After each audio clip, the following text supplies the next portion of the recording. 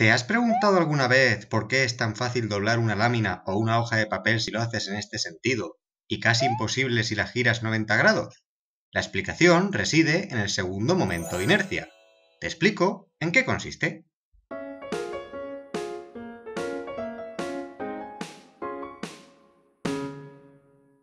Hola amigos de la ciencia y la tecnología, bienvenidos a Ingeniosos. En el vídeo de hoy hablamos sobre el segundo momento de inercia, también conocido como segundo momento de área o momento de inercia de área. Si esta lámina fuera a utilizarse para soportar un peso en la posición totalmente horizontal, encontraríamos una deformación elevada, mientras que si la giramos, la carga es más fácilmente soportada y se produce una flexión menor. Si observamos la sección transversal, el área que debe resistir el esfuerzo es idéntica en ambos casos, puesto que se trata de la misma lámina, pero encontramos una clara diferencia.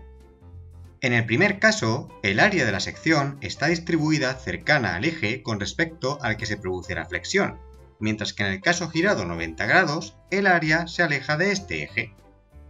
Como conclusión, podemos decir que cuanto más alejado esté el área del eje con respecto al que se produce la flexión o el doblado, mayor será su resistencia a este fenómeno.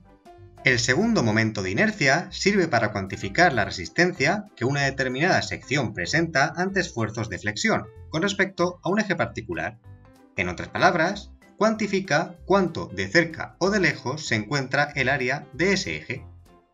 Este es el motivo de la forma que presentan los perfiles estructurales usados para las vigas, donde el material es llevado a las alas del perfil lo más alejado posible del eje central, para incrementar su segundo momento de inercia y así aumentar la resistencia a la flexión.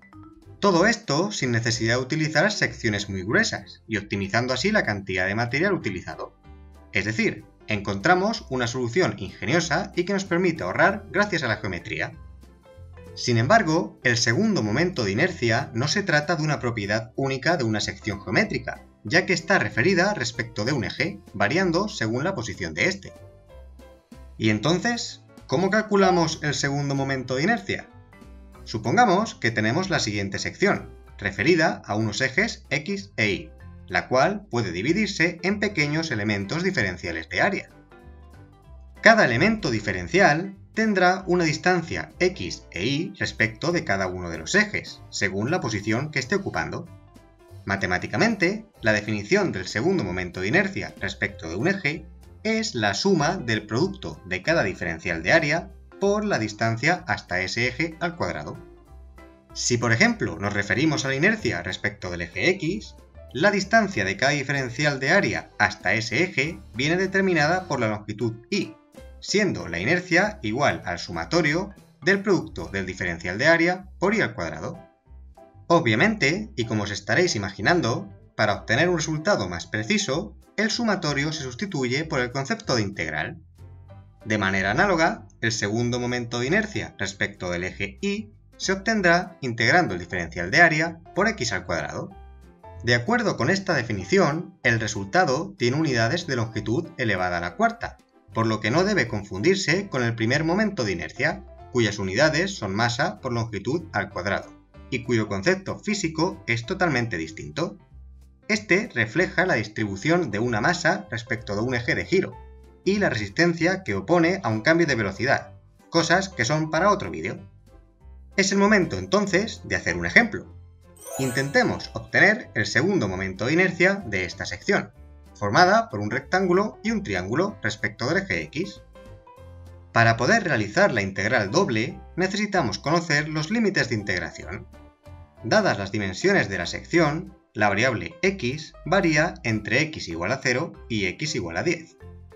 Si dibujamos ahora una tira diferencial, observamos que esta varía entre el lado superior del rectángulo y el lado del triángulo, por lo que necesitamos conocer las ecuaciones de estas rectas. El lado superior del rectángulo es muy sencillo. Es una recta horizontal de ecuación y igual a 4, que es la longitud del lado corto del rectángulo. En cuanto al lado del triángulo, este pasa por los puntos 0, menos 5 y 10, 0. Buscamos una ecuación del tipo y igual a mx más n. La pendiente la obtenemos fácilmente a partir de estos dos puntos, mientras que la ordenada en el origen es el corte con el eje X, que es igual a -5, resultando la recta siguiente. Con estos resultados ya sabemos entre qué valores varía la y, obteniendo la integral que vemos en pantalla. El primer cálculo es muy sencillo, ya que la integral de y al cuadrado es directamente y al cubo entre 3, sustituyendo posteriormente los límites de integración. Ahora nos toca integrar con respecto a la variable x, que también es muy sencillo al tratarse de una función polinómica. Simplemente debemos tener cuidado con alguna constante que aparece dividiendo o multiplicando. Sustituimos los límites de integración y ya hemos obtenido el valor que buscábamos. Pero no os pongáis nerviosos con las integrales. Por suerte, para el caso de las secciones geométricas más comunes, el valor del segundo momento de inercia respecto de los ejes que pasan por su centroide, que es el centro geométrico de la sección y en el que deberíamos colocar el apoyo si queremos dejar en equilibrio esta sección, ya están calculados y se pueden ojear en los libros. Pero claro, la pregunta que puede venir a la mente es, ¿y para cualquier otro eje? ¿Sí que debo integrar? No necesariamente. Podemos utilizar el famoso teorema de Steiner, también llamado teorema de ejes paralelos.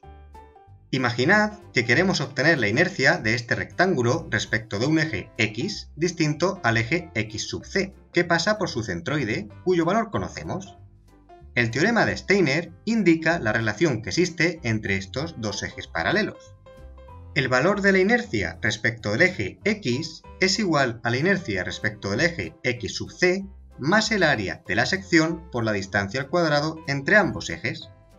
En este caso es muy sencillo ver que esta distancia es la mitad del lado b. De manera idéntica podemos obtener la inercia respecto de un eje y distinto al eje centroidal, teniendo en cuenta la distancia entre estos dos ejes paralelos, que es igual a la mitad del lado a. Este teorema es también muy útil si necesitamos calcular la inercia de secciones que estén compuestas por secciones simples, cuyos valores ya conocemos. Únicamente hay que aplicar el teorema por partes respecto del eje para el que estemos calculando, sumando la contribución de cada sección.